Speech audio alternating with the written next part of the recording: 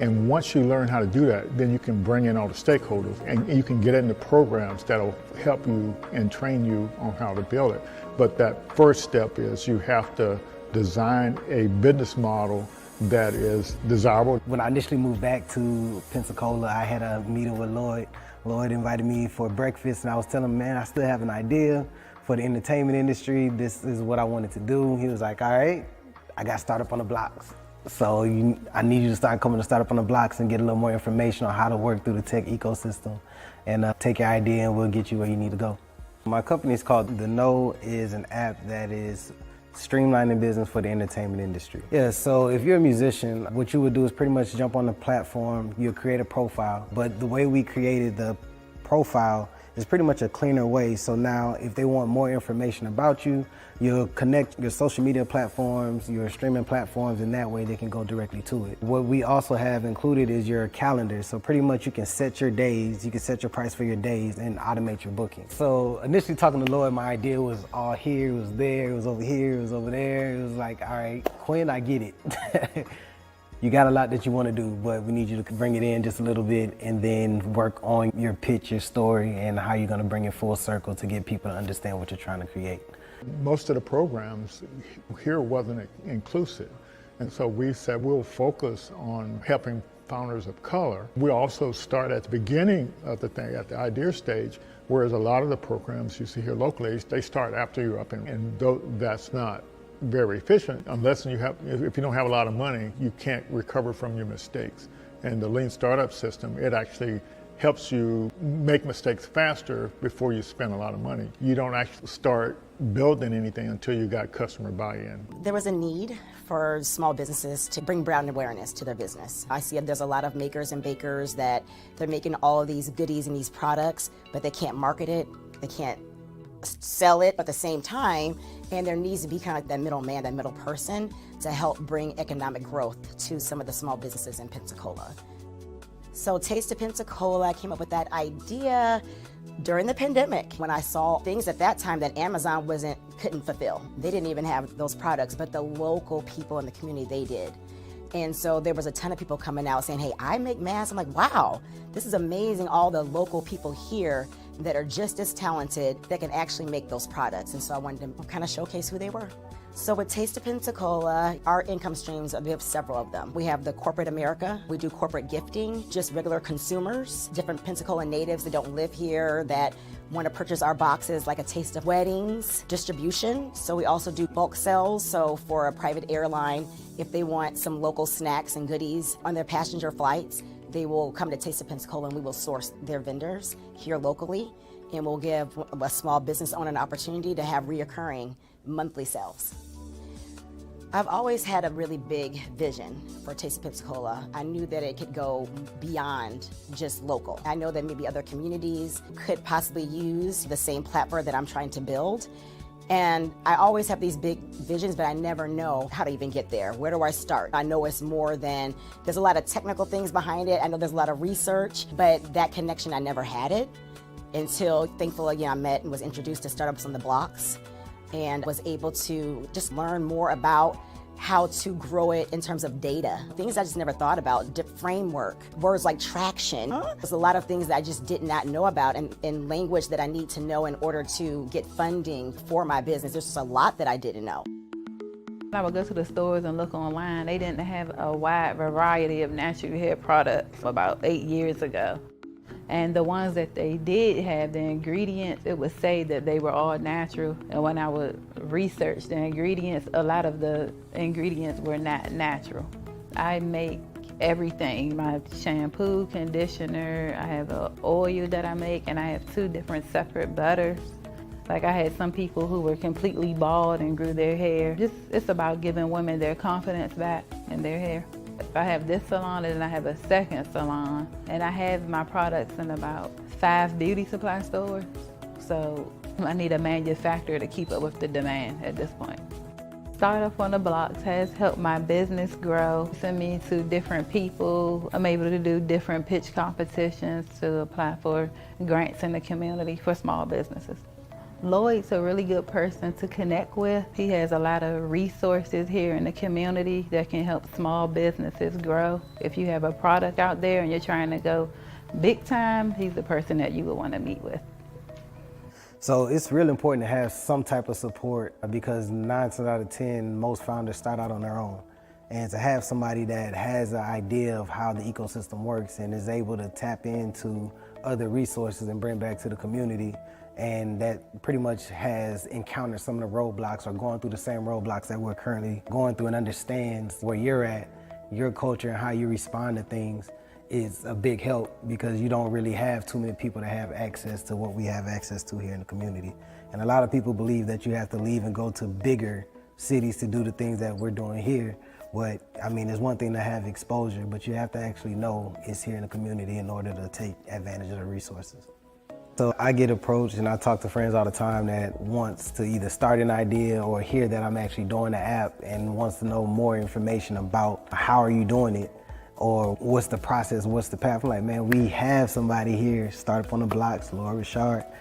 And Lloyd is here, he's a great resource to the community and to founders that's trying to learn the ecosystem. So join Startup on the Blocks. Yes, I would agree with that. Join Startup on the Blocks. Hello, how are you? Hello. You snuck away there for a second, huh? Bad timing. Yes. So glad to have you here tonight. I'm looking forward to our conversation and stuff because you got a lot of stuff going on and you got a really good history there. So we're looking forward to having a good chat about your journey and all the things that you've been involved in over the years. So first, let me kind of share my screen here and give a little shout out to our sponsors. Yeah, looks like you got another Chicago guy out there in the audience, JD. Yes. Hi, JD. Chicago is in the house. Oh yeah, Chicago always represents. Okay, fantastic. I'm glad to see that. Yep. So, alrighty. So let's get this show on the road here into the slideshow mode. Yes. So I think we met through the Blacks in Technology originally, right? I believe so. It was actually JD Smith who connected me to this program. So I'm very grateful for that connection that took place in 2023. Yeah, so you both are kind of money people. I know he was in the stocks and stuff like that, and making money that way, and you're in the accounting field, so that's good. So give a big shout out to Blacks in Technology Foundation. Yes. Yes, so that's really good. Thanks a lot, JD. Yeah. So yeah, he's definitely a great guy. Alrighty. So definitely like to give a shout out to Blacks in Technology. I don't know if you've been keeping track. They got over 40,000 members now worldwide. That's a lot of folks. Yes. That is a lot of folks, and that's good because we need as many people as possible in this space. Yes, that's exactly right. And that's why I was excited to work with the BIT founders and looking forward to getting back working with some more BIT founders. And I spent a little time on that because what I noticed was the Blacks in Technology Foundation actually do a lot of things to try to help Black people get into tech and get free training, et cetera, et cetera. And so with the Cocoa Institute, we tried to do the same thing. So it was a perfect alignment there. But when we got started with our startup on the best practice, our Startup on the Blocks program, we didn't have any training curriculums or anything like that. We just referred people to different training curriculum. So later on, we decided to partner with lean stack, and that's what we're going to be talking about tonight. Have you ever thought about what lean stack? Why Ash name it lean stack? It's so lean. It's only 9 boxes. It's like a shortcut to taking your idea and turn it into something reality, something that customers can actually buy and what they want. Yeah, it's getting that, to step out of your head and onto a canvas there. But what do you think about the word stack in there, lean stack? I never thought about it until I heard Ben say something about it in one of, I think it was our last our last session, but maybe before. But then, lean stack, and so what are some of the things you actually like about lean stack? I like that it has all the components of a business model on one page. So I'm Okay. stacking up the business essentials. I'm identifying how much it costs, the customers, the partners, the unique value proposition, the problem, the solution, all of these pieces within 20 minutes. Yeah, that's fantastic. And so you remember you do stress testing for desirability, viability, and feasibility. All of those are tools. So it's got this stack of tools that you use. That's what I never thought about it until Vince said that, and then I asked ChatGPT today, why do they call it lean stack? Well, Vince said it's so clear, but because it does have the tools that you need to stress test your business idea to kind of move forward. That makes sense. I feel like you learn something new with the lean stack every time you dive into it.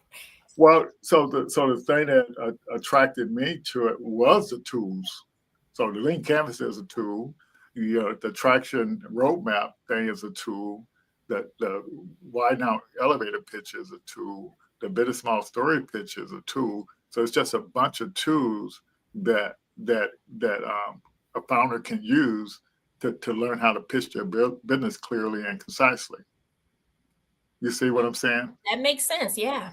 And then when you get in the 90 day, it's got some more tools in there that you can use. And so that's, I think, audience doesn't realize the significance of a platform like that. Yeah. So definitely excited to have we partnered with them to kind of make this available to founders. And then the light bulb thing, the green light bulb, that's startup science. And so I'm not sure why they call it startup science, but ironically, they have tools in startup science too, but they're slightly different tools.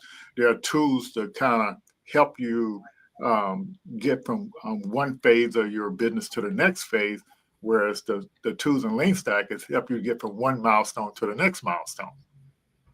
You see what I'm saying? But they all work together in some way. Yeah, they work together. They work together in some way. So like if you're out there as a founder and you don't have tools to work with to build your business, how are you going to build your business?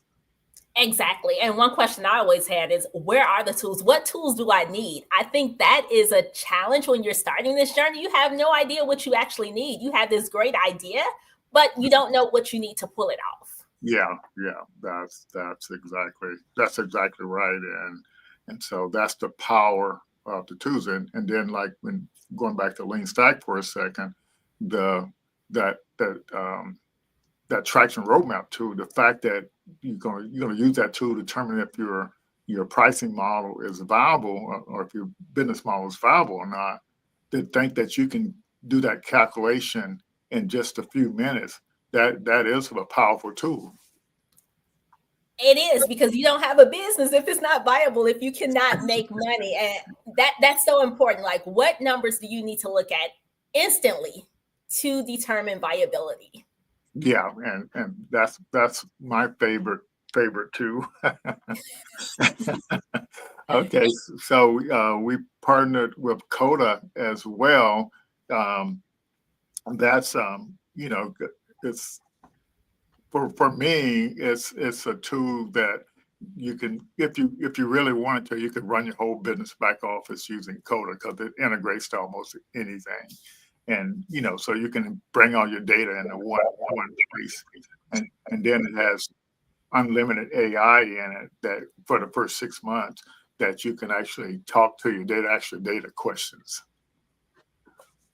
So yeah, so that's kind of what I like about that. And we partner with Make Startups mainly because they have a platform, Co-Founder OS, that has AI built into it, but it actually makes sure that you're answering the questions when you apply for a pitch competition, apply for a program, or apply for a bank to get some money. It makes sure that you're answering a question thoroughly and correctly. So that's to me, that's interesting, because a lot of time we'll fill out an application and we put a short description of our business, but what they're looking for is everything that's on that lean canvas. You see what I'm saying? Yeah. So we had a guest on, Dr. Valencia Bell, and she had won, I think, around 6 pitch competitions. Wow. And she did those pitch competitions so she could learn how to pitch her business.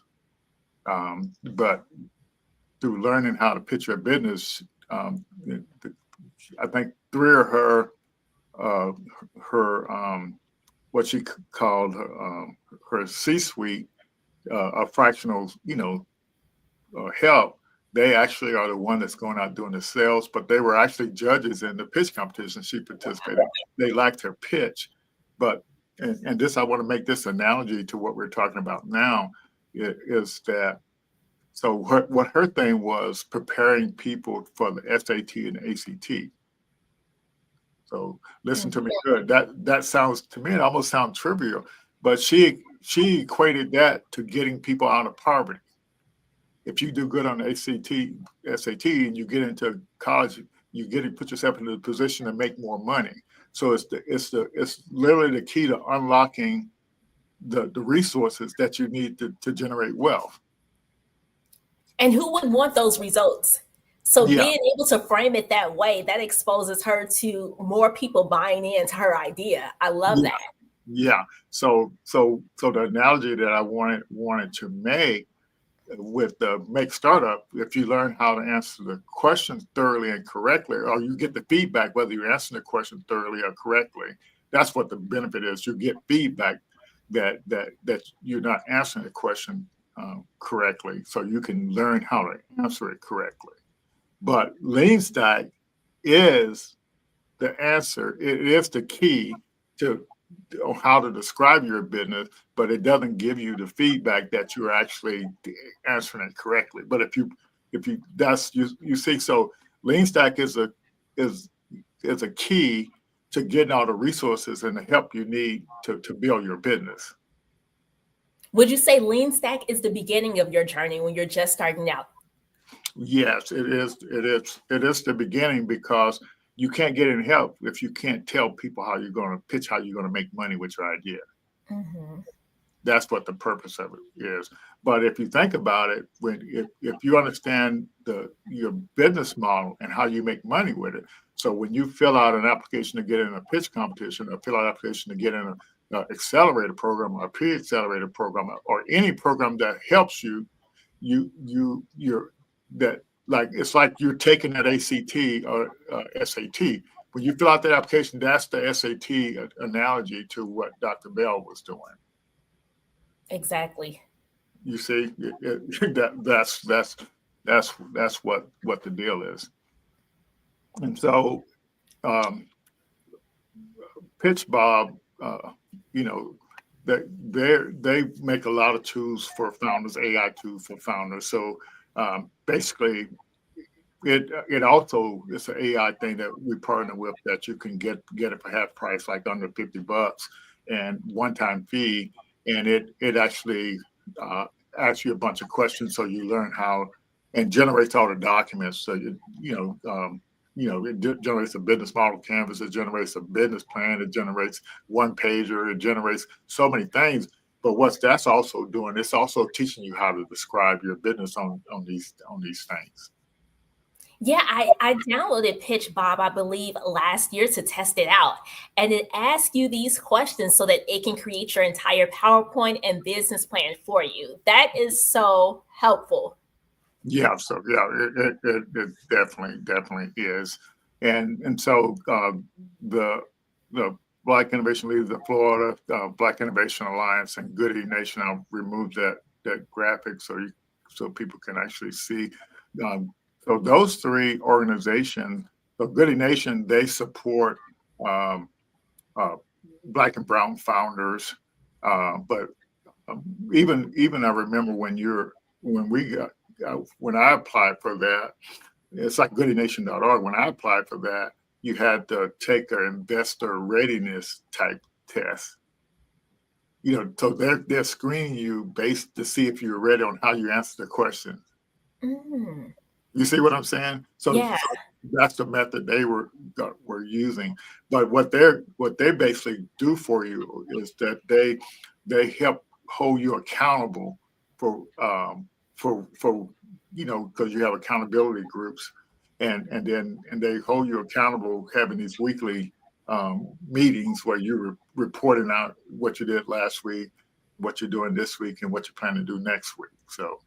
But they have a whole platform that they created of founder resources that could connect you with mentors, connect you with so they built a platform that that you don't need anybody in between to get you connected to an expert in this, an expert in that, an expert. You see what I'm saying? So it's like a powerful platform. They also have a bunch of perks in their platform as well.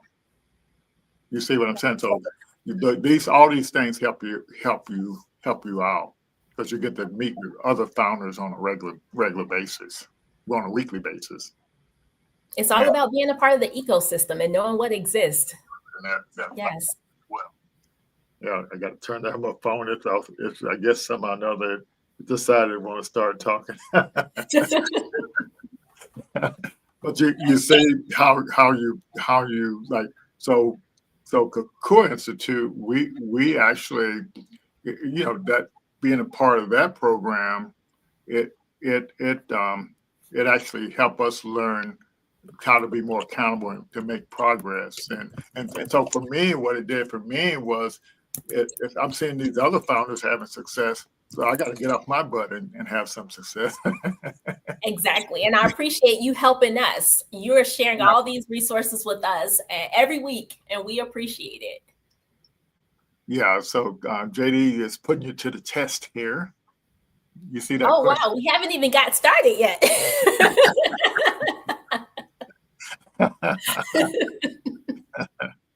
Yeah, go ahead. Yeah, I'll let you answer that question because it looks like what's the most challenging part of the Lean Canvas? Yeah, if I can give you a quick comment on that, I would say the most challenging part is getting started because when you look at the Lean Canvas tool at first glance, it seems very intimidating. And you hear that it's a shortcut to success. You hear that it shrinks the standard business plan down to one page, but you're also thinking that you have to be perfect in that process. And that perfection, that thought of perfection stalls you from getting started and putting your ideas on paper. So I would say it's taking that leap, getting started so that you can see what works and what doesn't work. You have to have some key assumptions in your Lean Canvas in order to be able to test it. Yes. So yeah, that's perfectly right. Yeah. So I agree with you. The biggest challenge of the dozen cohorts of that 30-day program we've done, the biggest challenge is founders spend too much time on the Lean Canvas. So the instructions that the class gives, and basically what most people do, they go try to fill it out before they read the material and look at the videos.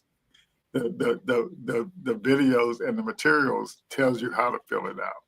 But so most people go and try to fill it out and then they don't know how to answer the questions. And And so, but the instructions say never spend more than 20 minutes on it at any one time because it's a living document. And so that's, if you're a perfectionist, that's counterintuitive. How can I, all you're doing is dumping all the information in your head on the canvas so you can get it out of your head and see it. Yeah. Once you get over that, which may take some time, depending on how you analyze the situation, but once you get over that mental block, you'll be able to start identifying assumptions and testing your ideas. And that's how you can make progress and see what works and doesn't work. You really want to be able to fail fast. And I know sometimes we weren't taught in school to fail at all. We were taught to get everything right, get all A's. You got rewarded for making certain decisions. And I realized you typically get scolded when things don't go right. But this is a process where you will get scolded if you don't fail, if you don't put yourself out there to fail. And you want to fail the cheapest way possible. And the lean canvas gives you the opportunity to fail without an initial investment from you. And you don't have to spend months before you determine if something works or not.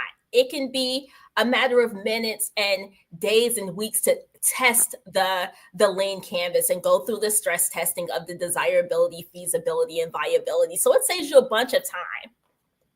Yes, that's exactly right. Couldn't have said it better myself. And so, but with our program, we couldn't do it without the sponsors. And so these are some of our sponsors, and some of them have been with us since we started. So I definitely appreciate that. From sponsoring pitch competitions to sponsoring our Black Founders Innovation Summit, to sponsoring the paying for the Lean Stack training thing, that platform that we use. Just a host of, for example, like in the Blacks in Technology Foundation, they were paying for the platform, the licenses, so we could offer it to all the founders for free. Wow. You see what I'm saying? Yeah. Yeah, and so that's how that worked. And before we had any platforms, Innisfree hotels, we would do pitch competitions, and they would sponsor the pitch competitions and stuff like that as well, to put up the prize money. So all these partners on here and sponsors, they help us pay the bills and stuff like that to kind of keep the ball rolling. So let me get back here. Okay, I went too fast. Okay, so now it's time for you to give us a little short 1 to 2 minute introduction. A 1 to 2 minute introduction. Yes, keeping it short and sweet. Yeah. Well, I'm Charlene Reinhardt. I started my career in financial services. I worked with financial services companies as an auditor. I was also a financial analyst, worked in a controllers group. And then I decided to take a sabbatical after I won the Miss Corporate America pageant in 2015. What was supposed to be a 1-year sabbatical actually turned into a life-changing, mission-driven adventure of 6 years where I uncovered my gifts and how I wanted to live and lead my life. I ended up writing 3 books: Dividends Are a Queen's Best Friends, How to Find Happiness Again, and Debt Free Before Graduation. And I also started various platforms such as Chicago Southsider, which goes behind the scenes and showcases the hidden stories of Chicago's South Side that people don't always see in mainstream media. Wow. How many seconds was that? I'm trying to get it down to 45 seconds. Oh, that was good. So I was looking at your LinkedIn profile, and I guess I should have looked at it probably 2 or 3 years ago. Yeah, because you got a lot going on, lady. Yes, LinkedIn. Life keeps me busy, but right now I am on a purpose-driven journey. And through my experiences, I realize what I don't want. And I think experiences are so important because they give you that clarity. Either you find out that you want more of something and you keep going in that direction, or you realize I need to change something, I need to do something better. And that's exactly why I turned to the Blacks in Tech Foundation, because I wanted to learn how to develop scalable and repeatable processes. That didn't mean that I would have to be the face or the person doing. I didn't want to work in the business all the time. So I had to rethink about how I thought about my business right now and in the long term. Yeah, that's so what you just said.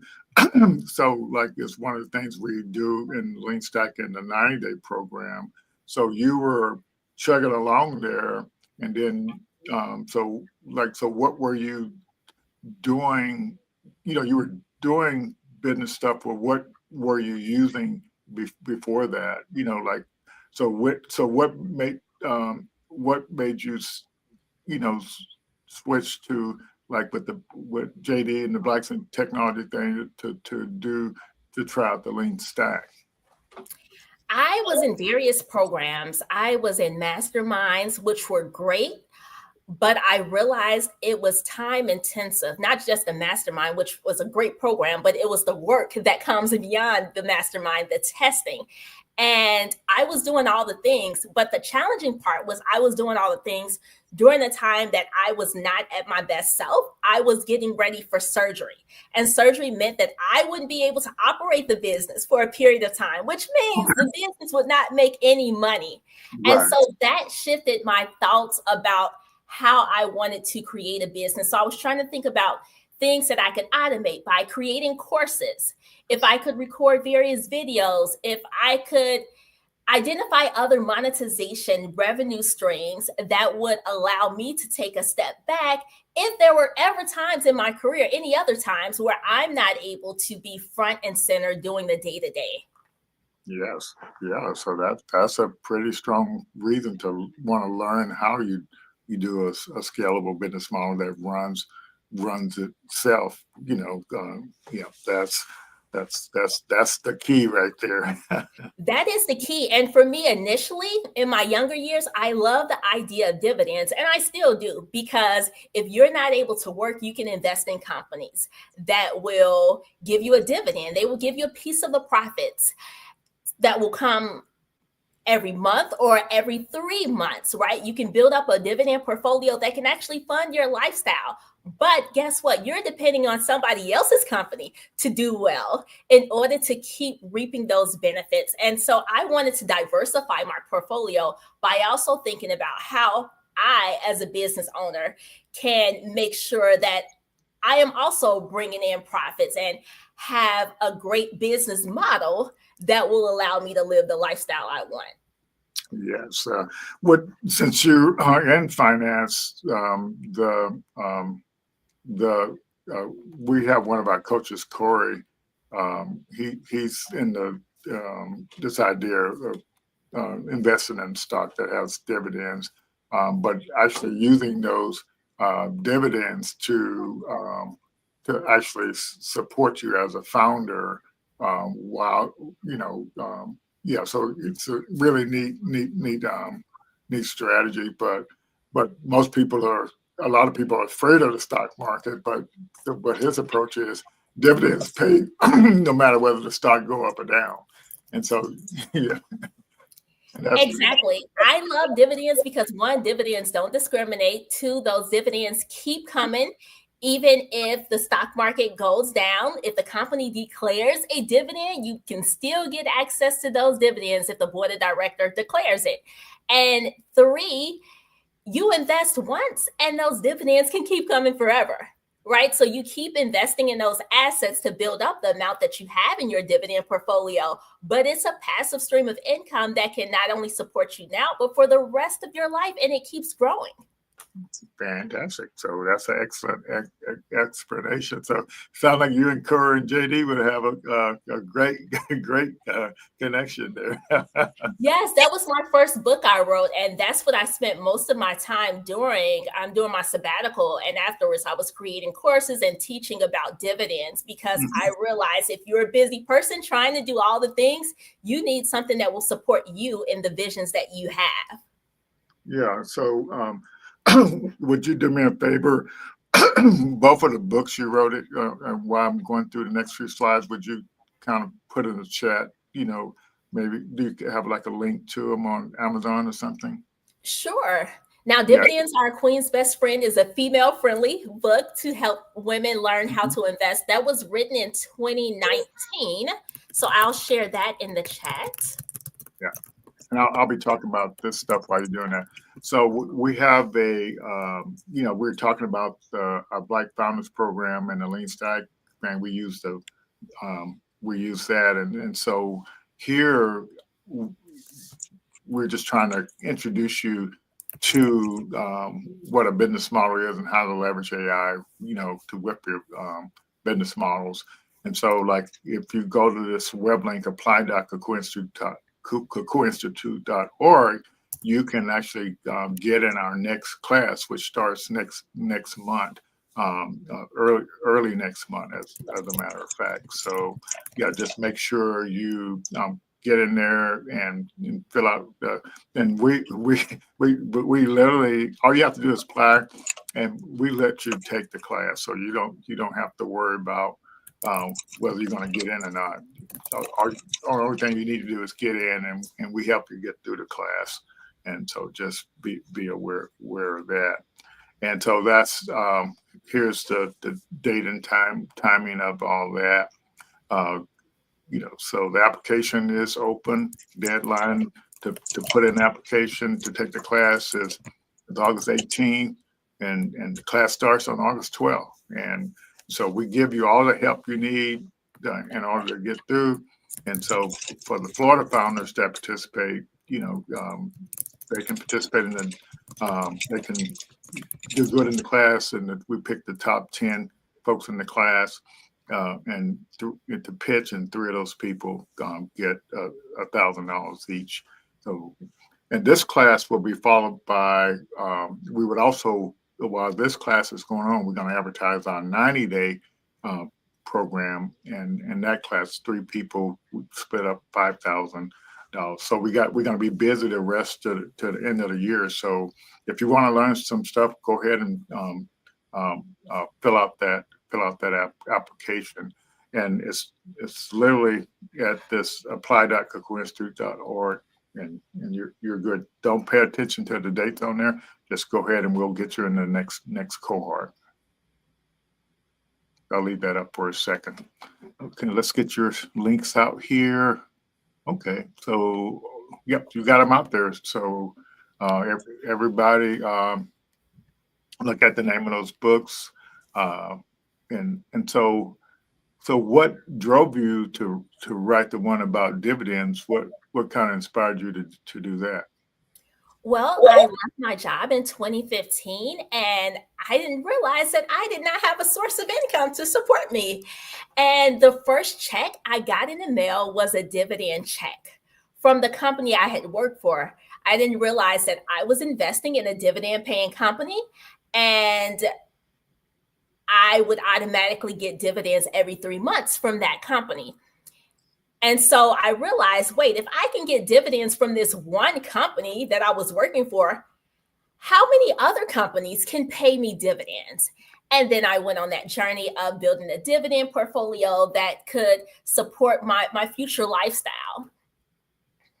Okay, fantastic. And so you thought it would be good to kind of share, that information with other people.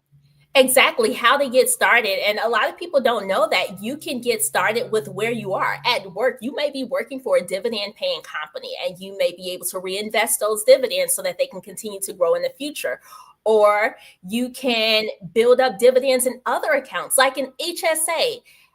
I had no idea that my health savings account could be invested and turn into dividends that I can use to pay for qualified medical expenses later on, because we all know healthcare expenses can get up there as you age. Yeah, you're the first one I ever heard that tip from. That's fantastic. Yes, it's amazing, because I think about the cost of healthcare. Fidelity does these studies on how much healthcare can be for a person age 65 once they're retired. It could be around 300 something $1,000. And so you want to be thinking about different strategies you can use to cover those healthcare costs, because your insurance, Medicare, and other insurance may not cover everything. They don't cover every single thing. Yes, that's fantastic. So you, JD, and Corey definitely need to hook up. Yes, definitely. Yeah. So I'll make sure that happens. Yep. So so it looks like, because they're working to learn more about dividends, I guess get your book, huh? Yeah, it is more female friendly. When I wrote it, I had women in mind, and we were talking about shopping, because I realized women love to spend money, but we're scared to invest. And guess what? The same companies we're spending money on, we're getting those shoes. A dividend paying company owns that shoe company. What about those beauty products that we have? A dividend paying company might own those beauty products. So why not just get the product, get the profit as well from these companies by investing in them? Yeah, that's fantastic. But yeah. So like it's interesting to me, with these questions now. And like we had one of our students that just finishing up our summer youth employment program. He wanted to learn how to program this video game thing, and so I was telling him that all he has to do is do like a prompt, in like TaskRabbit or ChatGPT, and it'll create a project for him to go through all the learning steps.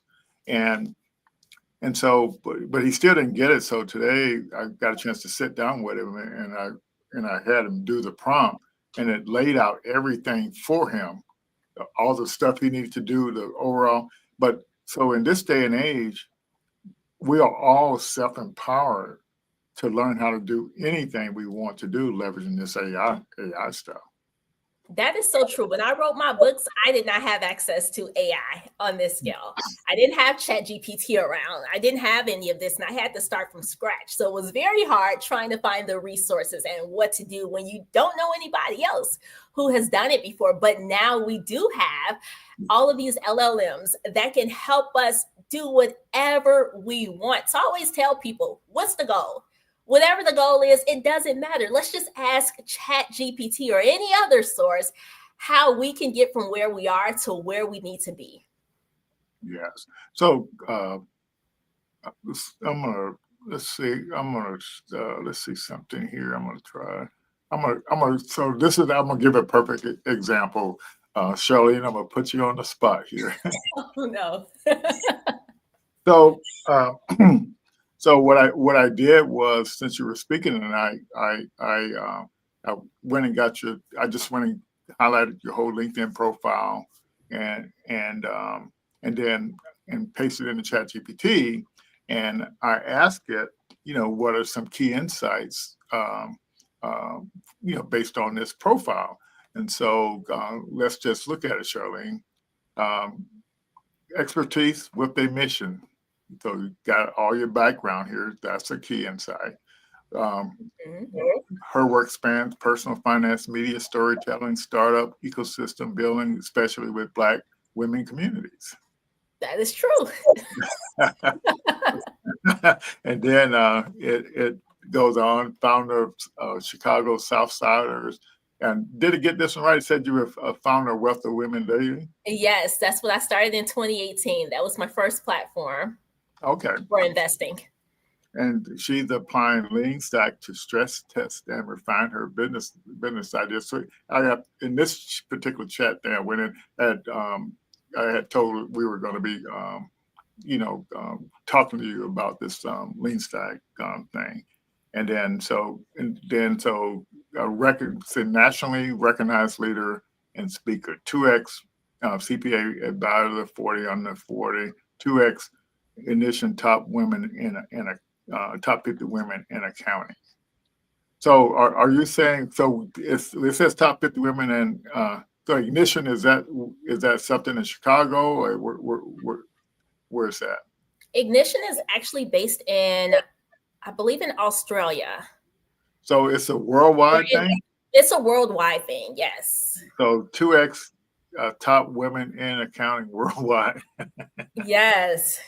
So that's pretty powerful. Leadership, Yes. tax and policy leadership, serves the chair of the Illinois CPA Society Tax Executive Committee. Leads both technical tax issues and DEI initiatives in profession merging finance and community impact. So, and the reason why I did this was, but that's what I'm saying. Like when callers ask that question, a lot of people ask questions. It's so easy to get kind of insights. Award-winning change maker. Is this how you describe yourself, Charlene?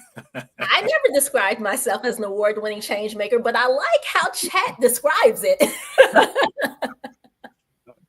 Chat always has a way of boosting self-esteem. Yeah, committed to uplifting others. Life as we climb, lifting as we climb. Okay. So that's one of your slogans? That was actually a slogan for NABA, National Association of Black Accountants, and our goal was to lift as we climb in our communities. So it says you were a champion for that. Okay. Service-oriented and community-driven leadership. Okay. So we're going to be talking about Lean Stack. Charlene, isn't just a founder, she's a visionary who uses Lean Stack as a thinking tool to shape and impactful ventures. She brings real-world purpose into scalable startups, financial storytelling, and a powerful story evolving from CPA to media entrepreneur and educator. So wow. Yeah. I need to use ChatGPT more myself when thinking about what I do. Yeah. But you got it all documented, and that's kind of what the reason that I pulled it up, and just to show you how you can get the kind of insights. And you know what I would do if I were you, Charlene? What's that? I would take that, just like that particular chat, and say, based on my experience, what would be a good idea for a startup that I would be excellent at founding. Yes. I need to use my LinkedIn profile to insert that into ChatGPT and see what it comes up with, because I have asked, based on everything that I plug into ChatGPT and what you know about me already, what would be the best ideas for me? Yeah. But yeah, so like I know some of the ideas you came up with and some of the things your businesses you have. But it sounds like your background is totally unique. You see what I'm saying?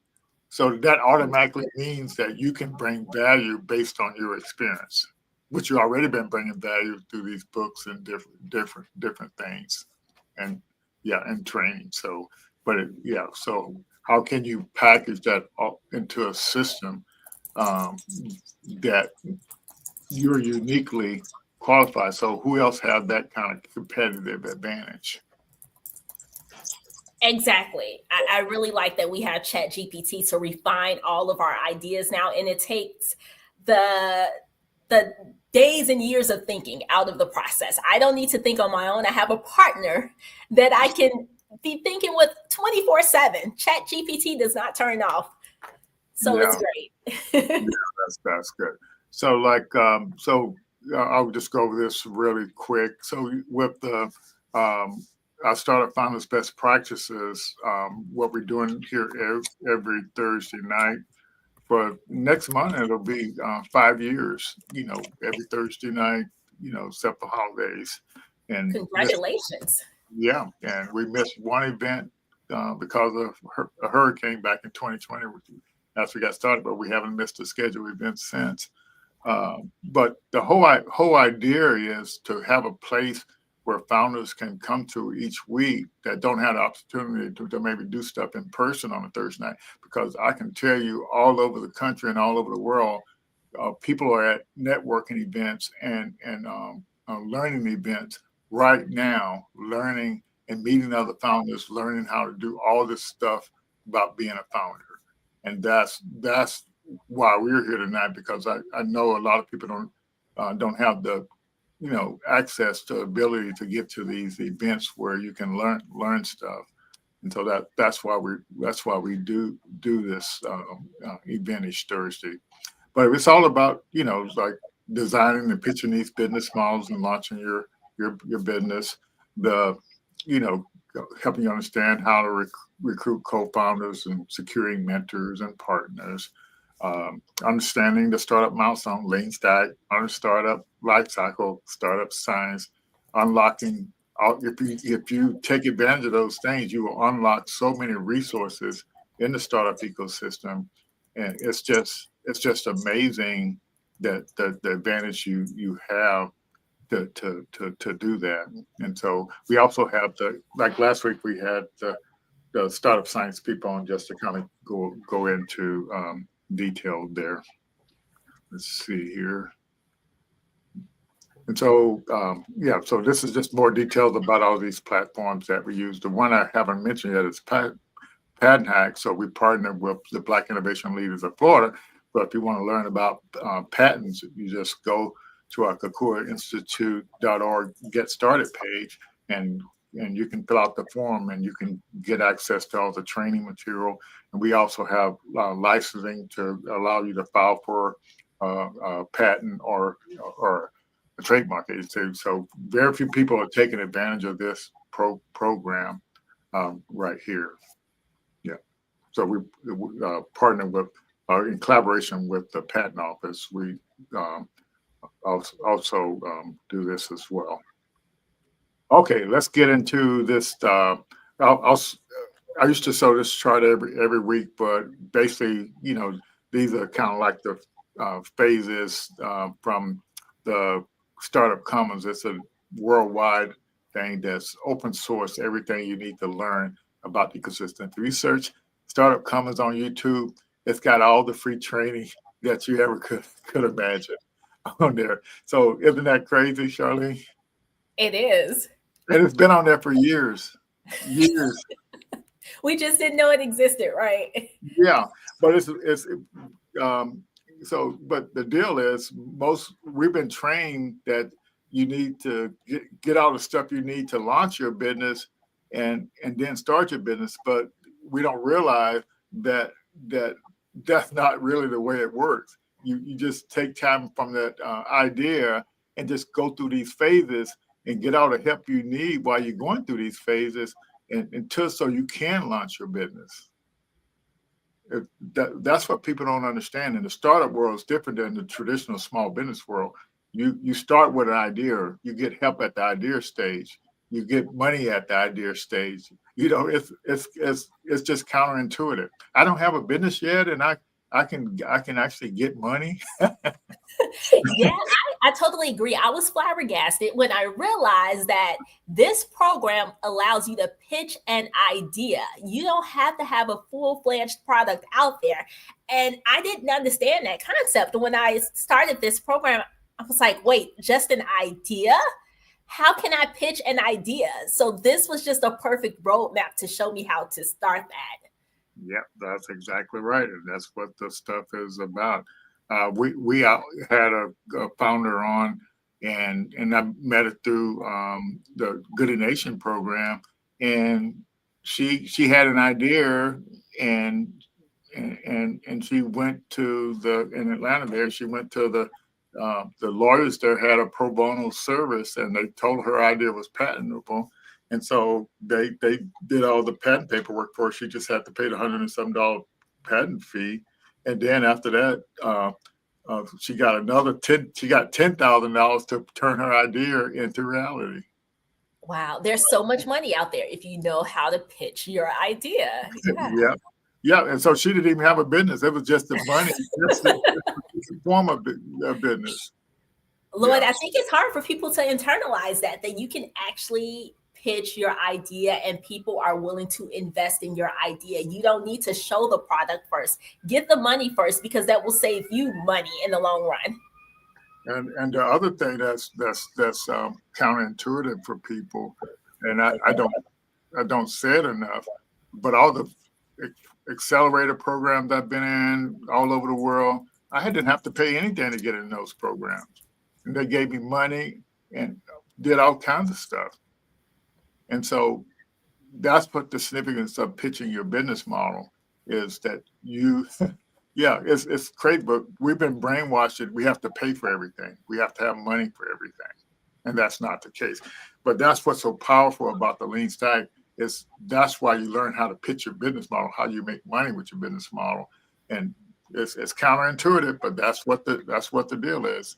And this is the startup sciences chart. And it's talking about all the phases that you take your business through. And so it's a significant thing there.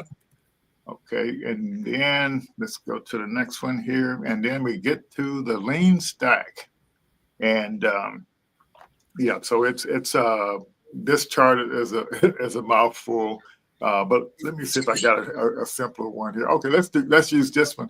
Believe it or not, so you see this green part here, that's equivalent to these first two columns here. And then you go to this orange part here, this part up here, that's equivalent to this pink part, the stuff in the pink. And so even it's actually saying the exact same thing, Charlene. Did you realize that? I did not. Yeah. So like on this chart, when you see the dotted lines to the left there, that's the first week of the business model design course, where you spend 20 minutes. Let's see, you spend 20 minutes with your big idea canvas, and then writing stuff down. But you have to kind of go through the reading material in the class, and also the videos in the class. But even when you're actually at this, because this little icon here, it's got 9 blocks on it. That is your lean canvas. But when you're actually in there filling it out, it has a video in each block that explains to you how to do it as well. And then when you go from this big idea canvas to the next 5 different canvases, but all it is just a canvas for each customer segment in your idea. So it took me a while to digest that, Lloyd. There's this big idea canvas where you dump everything on it. And then you move on to your variant canvases where you go customer segments. You focus on one customer segment at a time and the problem that they have. Yes. It took me time to connect those dots. Yeah, but yeah, and so yeah, this chart actually explains everything. But if you notice, you start out with this big idea canvas on the left, and so it's 1-page business plan. But you go over to the right as you make progress through time, you end up with one customer segment on the right.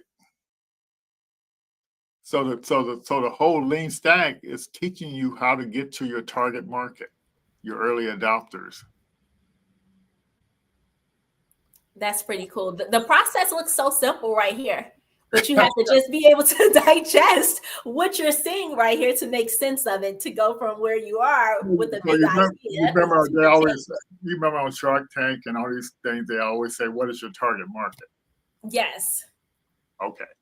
And so the reason why they ask you that is because they know it's impossible to market to all the customers.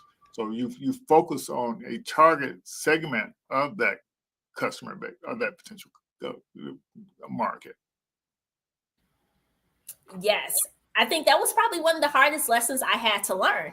And I didn't learn that until I did the customer discovery interviews. But Yeah, I had to really get it into my head that everybody is not your customer. Because if you're serving everybody, you're actually serving nobody. right. That's it. But it costs money to advertise to those people. It does, money and time to advertise to different buckets of people. So you're probably losing money trying to serve everybody. Yeah. And you're not standing out. You have no unique value. You're like a substandard product because you're not specializing in anybody's needs. Is that Chicago Fire Station? Yes, I don't know what's going on here. Well, don't worry about it. But I just thought I'd do the Chicago Fire. The South Side isn't the south, close to the South Side where they have those movies and TV shows were shot from. I think so. It's not all the episodes. It's about various parts of the city. Okay, gotcha. Yes. Okay. But and so just to get everybody on the same sheet, these little pinkish blocks in the like in this that just to the left of the first set line of dash lines, the column here, it's got 3 red blocks in it. So, and that's for the desirability. And so the first to the right there is the customer segment. So this is showing you got 5 different customer segments, and then the stress test for desirability is you're saying for this customer segment, they have this problem over to the left there. That's the problem segment, and they're using this type of tool now, and that tool is broken, and so we're going to bring them value. Our solution is going to bring them actually value in the middle. That's the value proposition.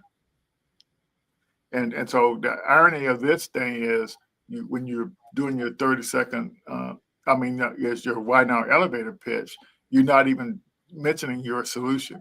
You mention how your solution actually solves the problem that customer segment has. And so that's what the deal is. And you only do this like in your head, you said to you in your head. And if it doesn't sound like it's good for that customer segment, then you shouldn't be spending desirable for that customer segment. You shouldn't be focused on.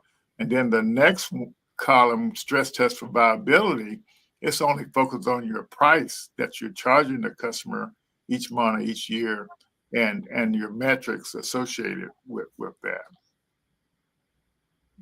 So, and this is where you do the viability test, where you only need like 7 numbers, and you can determine the viability of your business idea. And so what this is showing, you went from 5 variants, and when you went through desirability, you eliminated 1. Now you're doing the viability, because the one customer segment. So a business, if a business is one of your customer segment and an individual is one of your customer segment, the individual may not be willing to may not be as desirable for the individual, but it may be desirable for the business. And so you focus on the businesses as opposed to the individual customers. And then so this one is showing that one of your segments doesn't pass the viability test because you can't bring enough value to them at the right price. Or you can't, so the bottom line is you can't make enough money. Your business won't survive with that particular, you can't reach your goal with that particular customer segment. Because this was based on what your goal is in 3 years. So you eliminate 1 there, and then you get into your feasibility, and that's more with the cost, your solution, your unfair advantage, and your marketing channels. Yeah. So, and then all this stuff that you create going through these tests, you end up putting it in your business model story pitch. And that's what's so neat about the thing. All the time you spend you actually put in the stuff. You get that stuff because it goes in your business model story pitch. So I got a question for you, Charlene. So basically, going through the people who don't think they have time to go through this process, do you ever work on anything other than your business? Oh yeah. Right. I have a full plate, yes. Yeah, but what I mean is so you have, I don't mean it that way. So when you're spending time doing this, you're spending time working on your business, right? Right. Yeah. So if you're trying to reach your goal with your business and you don't spend time working on your business, how are you going to reach your goal? Exactly. This is a part of your business. And that was another awakening that I had to have during this process. I was actually experimenting with this for an AI generated podcast that I wanted to do. And I identified my key assumptions and my big idea.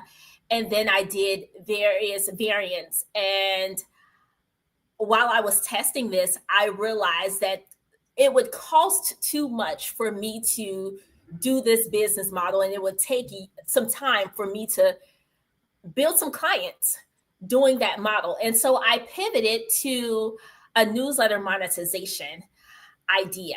And I realized that the customer segment that I had in mind as my ideal audience, I was completely wrong.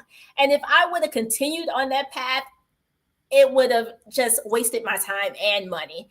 But by doing the customer discovery interviews, I got on the phone and spoke to a variety of audiences and hit the nail on one specific audience. I realized it was a match when it came to pricing and what we offered, because they understood the value of what we offered, because they were already working with other people. They had other people they would advertise with or sponsor newsletters for. My original audience, they needed education on what I wanted to offer. So they didn't understand the value. And so if you have to educate your audience, they're not going to pay a certain price point because they don't see it as valuable. They are not already doing it. That was another piece I realized. There has to be a switching trigger. The audience has to have pain from what they're already doing in order to switch to yours. And the audience that I found, they realized that they wanted to tap into my hyper-local audience that nobody else really has a close relationship with. And so that was my unique value proposition. But I had to speak to a ton of people to understand their needs, interests, who they were currently working with, just get a better idea of what else was in the market that they could potentially be using or why they weren't using anything at all. And it just helped me better align my pricing structure with the value that I offered. Fantastic. Couldn't have said it better.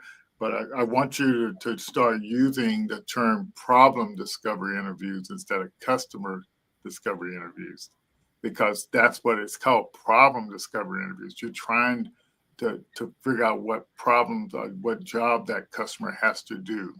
And then you're trying to come up with the customer forces story that describes that job and what it takes to get that person to switch.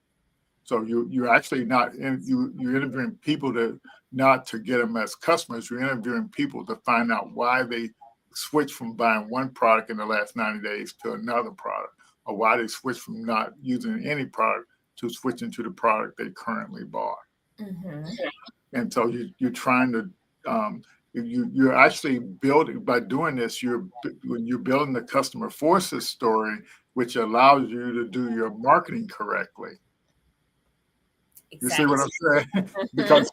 because you know the pain the customer have, and so your marketing is going to say, you might be struggling from this or that, and so we know, we understand and feel your pain, but our thing overcomes that. So it's like that's why they call it the customer forces. From those problem discovery interviews, you generate the customer forces story, So the thing that caused the person to switch. Yeah, and that's another piece of the pie. You have to have the right lingo. What are those words that they are using to describe the problems that they have? And you use that in your marketing. Yeah. And so like this early stage of the deal is it's like you're just trying to find the switching things as opposed to but it's you don't have to get into all the details, but the bottom line, that's what the 90-day is about. And so you go from finding those, you do 2 sprints, one for the customer segments you have left on your on this, I'll just put it here. So this is at and when you get to the pink, you have already created your business model story pitch, and as you see when you cross from the white to the pink, you're trying to figure out how you're still trying to figure out how to get rid of some of these customer segments and you do that through this doing these interviews, problem discovery interviews. And so you do 2 weeks of a wide range of customers things, and then you do 2 weeks of these same interviews to a narrow match based on what you found. And so you narrow. So this is the thing that gets you to narrow down the customer segment.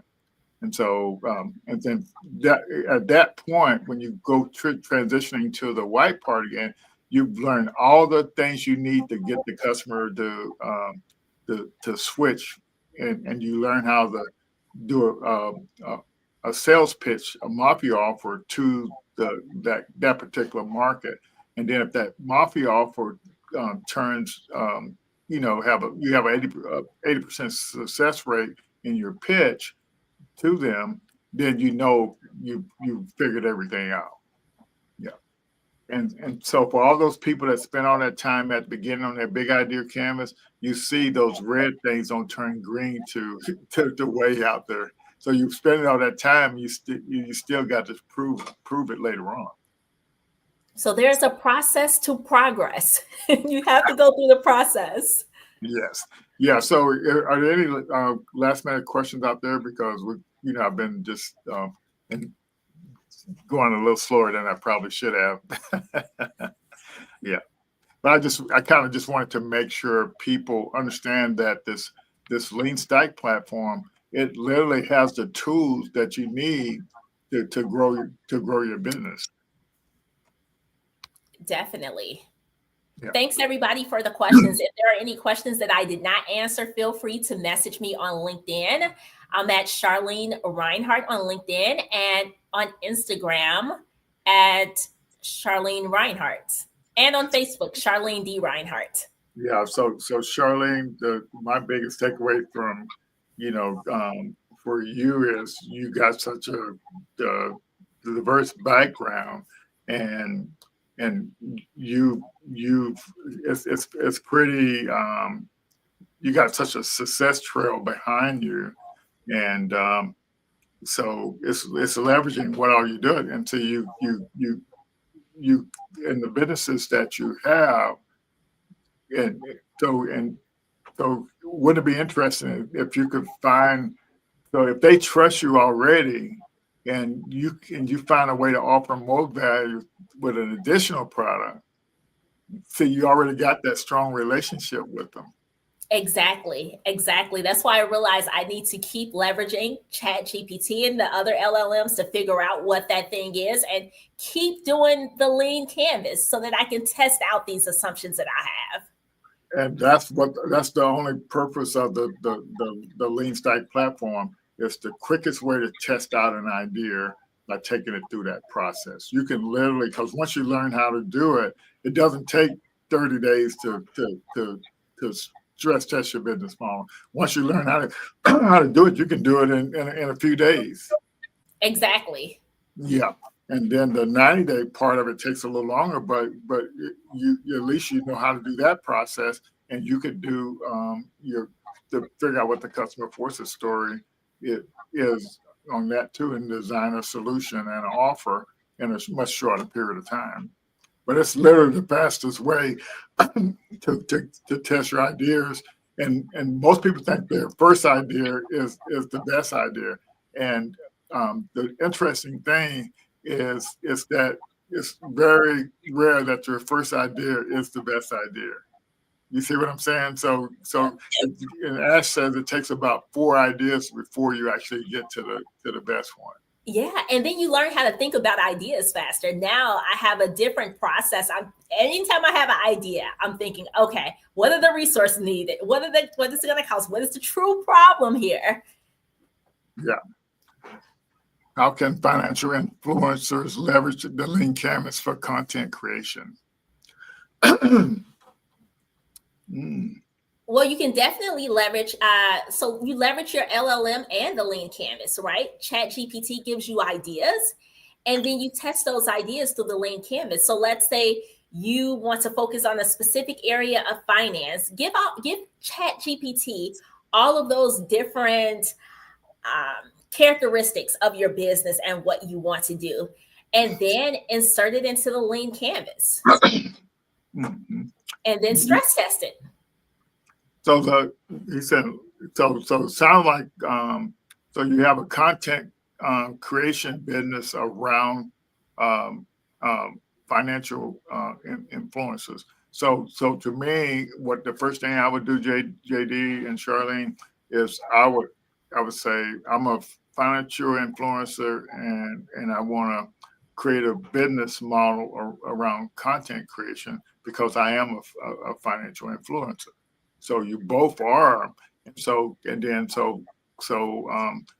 what I would do, I would just put that as a business idea in the financial industry and then run the business idea prompt and see what it says on how you can actually how you can make money with that. And go in it. So that's what we neglected to tell people.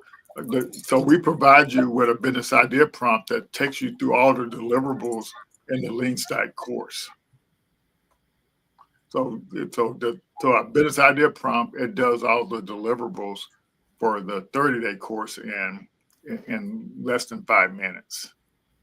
So now you know what the deliverables look like, and you still have to go through the process in the platform, but it at least gives you a way to write and articulate clearly what that is.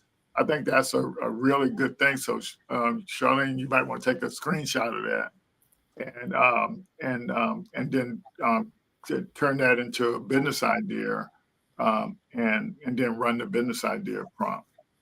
Definitely. Yeah, and then put the results of the business idea prompt into Notebook LM and let it show a mind map of all the stuff that ChatGPT created, and then generate the podcast and listen to the podcast and ask the podcast questions about that business idea. Yeah, I realized that this process is also about learning fast and getting data as fast as you can. And so I have had to make sure that I'm open to ideas during this process, and I test it out as soon as I can and get valuable data and feedback as soon as I can so I can determine which direction I want to go in. Yeah, and so it's no way people are not going to respect you because of your background. So when you generate content, they're gonna listen to it based on your expertise, and stuff like that. And so that's kind of what the deal is. So you got all the credentials you need. It's just, and you already got an audience. And so the question is, how can you leverage that audience to do some upselling, to kind of move forward. But any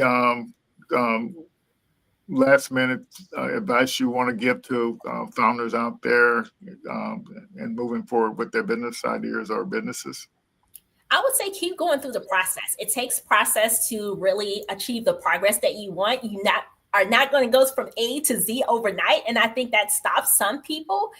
You have to take those steps, make those tiny tweaks to your business process, and seek the feedback you need as soon as possible, because that's the only way that you're going to determine if it's good or not, right? Reach out to your users when you get to that point engage people in the process, find out what the true problems are, and test them out. Don't be afraid to put your assumptions through the business model canvas. Test it out, stress test for desirability, feasibility, viability, and keep doing it over and over and over again. I've had to do this process a ton of times. I'm still doing it so that I can become better and think faster. We have to think more efficiently in this process. And the only way you're going to do it is through repetition. So put yourself out there and keep going.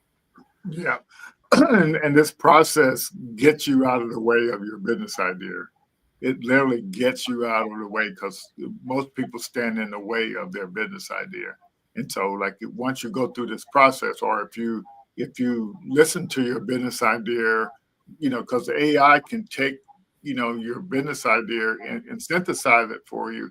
And then with the Notebook LM, you can listen to what the two podcasters are saying about your business idea.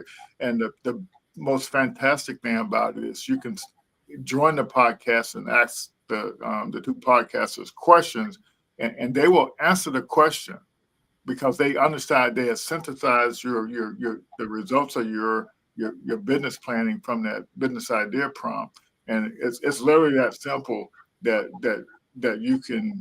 And the business idea prompt is totally based on the lean stack 30-day plan. Yeah. So we got that, and then Jasmine, just saying thank you. All right, I think we wore them out tonight, Charlene. I think so. Gave a lot of good information. Hopefully, it was great. Yeah. But yeah, I definitely enjoyed it, and I think you have what it takes to do whatever you want to do, and be successful at it. And I really appreciate you coming on and actually sharing with everybody. Thank you again for providing the resources so that we can be focused on this journey. Okay. This week we were supposed to have our demo day for the cohort 5, but we're going to do that next Thursday. So we need all the people that are participating in this to get ready and reach out and get the help you need to do it. So are you planning on pitching in that, Charlene? I do not know. Well, no, are you planning on it or are you not? I don't know. I will know this weekend. Okay. Well, but so listen to me. The only way you get feedback, so you're trying to count yourself out. So you get feedback, by participating, and the more feedback you get, the quicker you can move forward. That's the best thing that anybody can do is participate in a pitch competition to get feedback about what they're doing. Yes. I just gave birth to one of my ideas, so I was thinking about fleshing it out even more. But no. So the way you flesh it out is through feedback.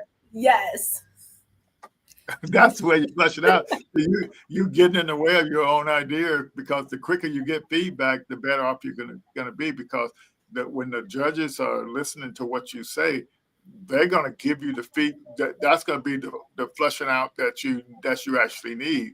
And then if they like what you're doing, they're gonna suggest ways that you can help. But see, so when you keep it to yourself and try to study, you're making a mistake. Yes, if you want to be pushed into purpose, make sure you join Lloyd's program, because he will definitely do that. Yeah. So and that's a mistake. So that's the other mentality that you have to break out of. It doesn't have to be perfect. Yes, and that's what I said. That was one of the pieces of this process I had to overcome, and I think I'm still in that process, because if you create an idea one day and then pitch it another day, that is definitely a scary thought, because you have to have the framework. Yeah. That's exactly right. But like I'm telling you, the people see, so you get so much visibility when you pitch, and people know you're trying, and so you literally get the help you need to do what you're doing. I can't say that enough. All right, we're gonna get on up here. Appreciate everything, Charlene. We'll see you soon. Thanks, Lloyd. Bye, everybody. Thanks. Bye, everybody.